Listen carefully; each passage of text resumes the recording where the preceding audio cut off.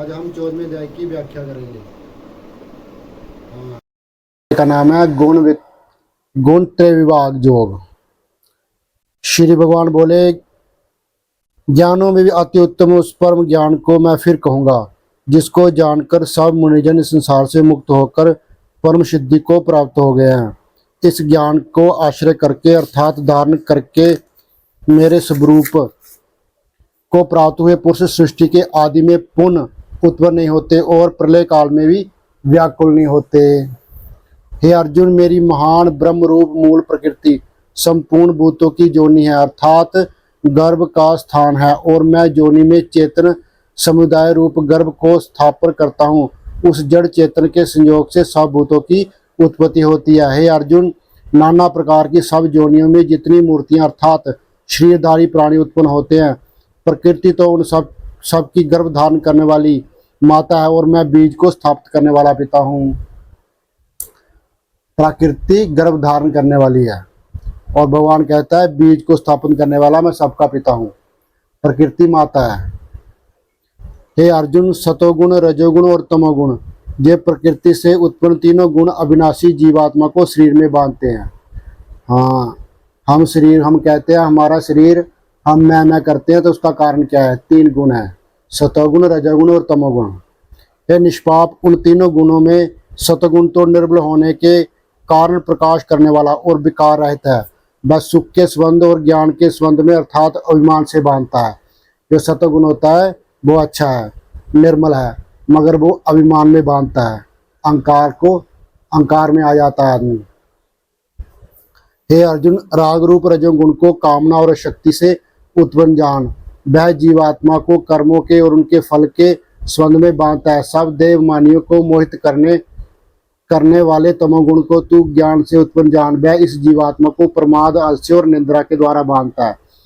जो रजोगुण है, रजोगुणी आदमी काम ही करता रहता है और फल की इच्छा करता है, और तमोगुणी व्यक्ति सोता रहता है, कुछ नहीं करता, निठल्ला रहता है। हाँ, हे अर्जुन, सतोगुण सुख में लगाता है और रजोगुण कर्म में, तथा तमोगुण तो ज्ञान को ढककर प्रमाद में ही लगाता है। जो सत्व सात्विक आदमी होता है वो अच्छे काम करता है, और रजोगुणी जो आदमी होता है वो कर्म करता है और फल की इच्छा करता है और अपने को कर्ता मानता है। और जो तमोगुणी होता है वो निठल्ला होता है, कुछ नहीं करता है। हाँ, हे अर्जुन, रजोगुण और तमोगुण को दबाकर सतोगुण, सतोगुण और तमोगुण को दबाकर रजोगुण, वैसे ही सतोगुण और रजोगुण को दबाकर तमोगुण होता है अर्थात बढ़ता है। हाँ, रजोगुण और तमोगुण को दबाकर सतोगुण आ जाता है। हाँ, सतोगुण और तमोगुण को दबाकर रजोगुण आ जाता है, वैसे सतोगुण और रजोगुण को दबाकर तमोगुण आ जाता है। जिस समय इस देह में तथा अंतकरण में इंद्रियों में चेतना और विवेक शक्ति उत्पन्न होती है, उस समय ऐसा जानना चाहिए कि सतोगुण बढ़ा है। जब आदमी बहुत खुश होता है और अच्छे काम करता है, हाँ, परोपकार करता है, तो समझना उस समय आदमी का सतोगुण बढ़ा हुआ है। हे अर्जुन, रजोगुण को बढ़ने पर लोभ प्रवृत्ति, जब रजोगुण बढ़ता है तो आदमी में लोभ आ जाता है, ये मिल जाए वो मिल जाए। स्वार्थ बुद्धि से कर्मों का संकाम से आरंभ, आसक्ति और विषय भोगों की लालसा ये सब उत्पन्न होते हैं। हाँ, तो होता क्या है, जब रजोगुण बढ़ता है तो आदमी का लोभ बढ़ता है, स्वार्थ बढ़ता है और कर्म करके उसके फल की इच्छा करता है और विषय भोगों की लालसा करता है। हाँ, जब रजोगुण बढ़ता है तब। हे अर्जुन, तमोगुण के बढ़ने पर अंतकरण इंद्रियों में अप्रकाश, जब तमोगुण बढ़ता है तो इंद्रियों में अप्रकाश, अज्ञान समझो, कर्तव्य कर्मों में आवृत्ति और प्रमाद अर्थात व्यर्थ चेष्टा, निंद्रा आदि अंतकरण की मोहनी प्रवृत्तियां जैसे सभी उत्पन्न होते हैं। जब तमोगुण होता है तो आदमी सो जाता है, शराब पीता है, हाँ, और मांस खाता है, ऐसे तमोगुणी चीजें हैं जे, तो ऐसा करता है। हाँ, जब जे मनुष्य शतोगुण की वृद्धि में मृत्यु को प्राप्त होता है, शतोगुणी आदमी जब मृत्यु को प्राप्त होता है तब तो उत्तम कर्म करने वाले निर्मल दिव्य स्वर्ग आदि लोगों को प्राप्त होता है। हाँ, सतोगुण में मरने वाला सतोगुणी व्यक्ति मरकर स्वर्ग हो जाता है। रजोगुण के बढ़ने पर मृत्यु को प्राप्त होकर कर्मों की अशक्ति वाले मनुष्यों में उत्पन्न होता है। जब रजोगुण बढ़ता है, रजोगुणी व्यक्ति जो होता है वो मृत्यु लोक में आता है। हाँ, तथा तमोगुण के बढ़ने पर मरा हुआ मनुष्य कीट, पशु आदि मूढ़ योनियों में उत्पन्न होता है। जो तमोगुणी व्यक्ति होता है वो मरकर कीट, पशु आदि योनियों को प्राप्त होता है। श्रेष्ठ कर्मों का तो सात्विक अर्थ सुख, ज्ञान और वैराग्य निर्मल फल कहा गया है। जो श्रेष्ठ कर्म है, अच्छे कर्म है, उनका जो फल है वो सात्विक कहा गया है। हाँ, उसका फल क्या है? सुख है, ज्ञान है और वैराग्य आदि निर्मल फल कहा गया है। राजस कर्म का फल दुख, राजस कर्म का फल दुख तथा तामस कर्म का फल अज्ञान कहा गया है, बेवकूफी कहा गया है, मूढ़भाव कहा गया है। हाँ, सतोगुण से उत्पन्न होता है और रजोगुण से निसंदेह लोभ तथा तमोगुण से प्रमाद और मोह उत्पन्न होते हैं और अज्ञान भी होता है। सतोगुण से क्या होता है? ज्ञान उत्पन्न होता है। जब आदमी में सतोगुण होता है तो आदमी अच्छा फील करता है। हाँ, बढ़िया फील करता है। हाँ, और जब रजोगुण होता है तो आदमी में लोभ बढ़ता है, जे पालूं वो पालूं। हाँ, और जब तमोगुण बढ़ता है तो फिर क्या बढ़ता है? हाँ, बेवकूफ़ी की काम करेगा वो। हाँ, जिन कामों का कोई अर्थ नहीं वो काम करेगा वो, तमोगुण के बढ़ने पर। सतोगुण में स्थित पुरुष स्वर्ग आदि उच्च लोगों को जाते हैं। हाँ, सतोगुण के जो सतोगुणी व्यक्ति है वो स्वर्ग को जाते हैं। रजोगुणी पुरुष जो है वो मनुष्य लोग में आते हैं और जो तमोगुणी लोग हैं वो पशु पंछी आदि योनियों को प्राप्त होते हैं और नरकों को भी प्राप्त होते हैं। जो ज़्यादा पाप करते हैं, बहुत ज़्यादा पाप करते हैं, फिर वो नरकों को भी प्राप्त होते हैं। तमोगुणी व्यक्ति जिस समय दृष्टा तीनों गुणों के अंतरित आने किसी को नहीं करता देखता और तीनों गुण से अंतंत परे सच्चिदानंद स्वरूप मुझ परमात्मा को तत्व से जानता है, उस समय वह मेरे स्वरूप को प्राप्त होता है। जो महापुरुष होते हैं, जो संत होते हैं, वो क्या करते हैं? वो तीनों गुणों का उल्लंघन कर जाते हैं। हाँ हाँ, जो तीनों गुणों से परे जो परमानंद है, हाँ, उस तत्व को, परमानंद को वो जानते हैं और भगवान के स्वरूप को प्राप्त हो जाते हैं। हाँ, जो संत जन होते हैं, ज्ञानी होते हैं, वो रजोगुण को तमोगुण को दबाकर रजोगुण में और रजोगुण को दबाकर सतोगुण में और सतोगुण को भी छोड़ के फिर हाँ इन सबसे परे परम तत्व को प्राप्त कर जाते हैं। ये पुरुष शरीर की उत्पत्ति के कारण रूप इन तीनों गुणों को उल्लंघन करके जन्म मृत्यु, हाँ, इस शरीर की उत्पत्ति का मुख्य कारण कौन है? तीन गुण है। ये तीनों गुण सतोगुण, रजोगुण और तमोगुण, हाँ, इन्हीं के कारण आदमी को जन्म मरण को प्राप्त होता है। हाँ हाँ, जो इनसे छूट जाता है और जन्म मृत्यु बुद्धिवस्था और सब प्रकार के दुखों से मुक्त हुआ परमानंद को प्राप्त हो जाता है। हाँ, और फिर अर्जुन जी पूछते हैं, ये मैं आपको 14वां अध्याय गुण तत्व विभाग जो की व्याख्या बता रहा हूँ, उसके बारे में उसकी चर्चा कर रहा हूँ।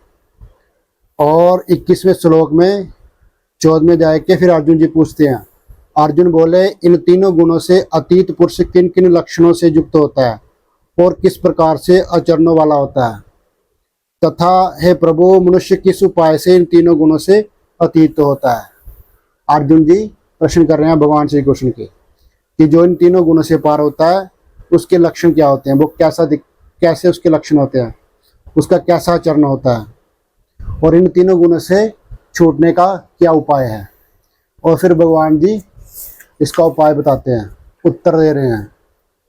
श्री भगवान बोले, है अर्जुन, जो पुरुष सतोगुण के कार्य रूप प्रकाश के और रजोगुण के कार्य रूप प्रवृत्ति को तथा तमोगुण के कार्य रूप मोह को भी ना तो प्रवृत्त होने पर उनके द्वेष करता है और ना निवृत्त होने पर उनकी काक्षा करता है, जो साक्षी के सदस्यत्व व गुणों के द्वारा विचित नहीं किया जा सकता और गुण ही गुणों में वर्ते, ऐसा समझता हुआ जो सच्चिदानंद परमात्मा में एक ही भाव से स्थित रहता है, वह उस स्थिति से कभी विचित नहीं होता। जो व्यक्ति दृष्टा की भांति रहता है, देखने वाला रहता है, सुख आया और गया मैं देख रहा हूँ, दुख आया और गया मैं देख रहा हूँ, जवानी आई और गई मैं देख रहा हूँ, फिर बुढ़ापा आया और जा रहा है मैं देख रहा हूँ। ऐसे रहता है उसको ये तीनों गुण नहीं सताते हैं। और जो निरंतर आत्मभाव में स्थित दुख सुखों को समान समझने वाला, हाँ, जो आत्मा में ही रहता है, सुख और दुख आए और चले गए, सुख आया तो वो बहुत खुश नहीं होता और दुख आया तो वह भयभीत नहीं होता, इन दोनों को देखता रहता है। हाँ, मिट्टी को, पत्थर को और सोना को, मिट्टी को, पत्थर को, हीरे जवाहरात को जो आदमी एक समान समझता है, तीनों को, ज्ञानी है, प्रिय है तथा अप्रिय को एक साथ मानने वाला है। हाँ, प्रिय और प्रिय, जिससे वो प्यार करता है, हाँ, और जो उसको अच्छा नहीं लगता है उन सबको एक समान समझता है। और निंदा स्तुति में भी समान मन वाला है, भाव वाला है। कोई इसकी निंदा करता है उसके लिए वो भी अच्छा है, और कोई उसकी प्रशंसा करता है वो भी उसके लिए अच्छा है, क्योंकि उन सब में भगवान है। हाँ, जो मान अपमान में सम है, कोई जिसका अपमान कर दे तो भी खुश, मान कर दे तो भी खुश। मित्र और बैरी के पक्ष में भी सम है तथा संपूर्ण आरंभों में कर्तापन के विमान से रहता है। वो जो भी काम करता है वो अपने को कर्ता नहीं मानता है। हाँ, वो अपने को कर्ता नहीं मानता है, वो ऐसा समझता है भगवान ही सब कर रहे हैं, भगवान ही मुझ में बैठ के सब करवा रहे हैं। वह पुरुष गुणातीत कहा जाता है, और ऐसे पुरुष को गुणातीत कहा जाता है। वो पुरुष इन तीनों गुणों से, तीनों गुणों का उल्लंघन कर जाता है, इन तीनों गुणों से छूट जाता है, ऐसा पुरुष। हाँ, तो ये लक्षण है उसके, जो तीनों गुणों से छूटा हुआ है उस व्यक्ति के लक्षण भगवान जी बता रहे हैं। हाँ, वो मिट्टी, स्वर्ण और पत्थर को एक जैसा समझता है, हीरे जवाहरात और मिट्टी को एक समान समझता है।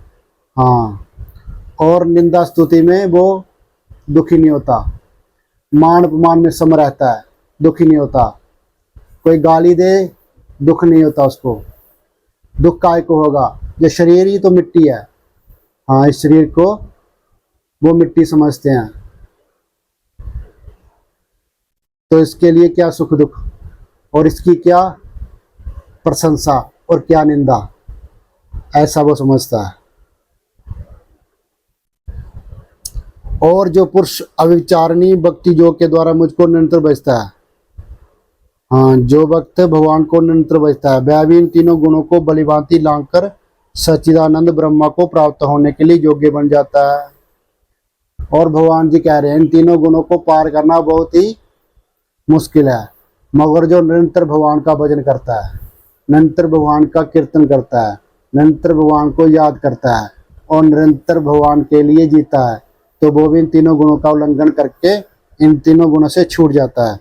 और सत्य चित्त आनंद स्वरूप, जो सत्य है, चेतन है और आनंद स्वरूप है, जो अपना आत्मा है, और फिर उसको प्राप्त हो जाता है, उसको प्राप्त होने के लिए योग्य हो जाता है। भगवान गीता के 14वें अध्याय में जे 27वें श्लोक में बोल रहे हैं, 26वें श्लोक में बोल रहे हैं, क्योंकि उस अविनाशी ब्रह्म का और अमृत का तथा नित्य धर्म का और अखंड एक रस आनंद का आश्रय मैं हूँ। भगवान जी कह रहे हैं जो अविनाशी पर ब्रह्म है, जो अमृत है और जो नित्य धर्म है, जो अखंड है, एक रस है, हाँ, और उस आनंद का आश्रय मैं हूँ, भगवान जी कह रहे हैं। तो ये था गीता का 14वां अध्याय।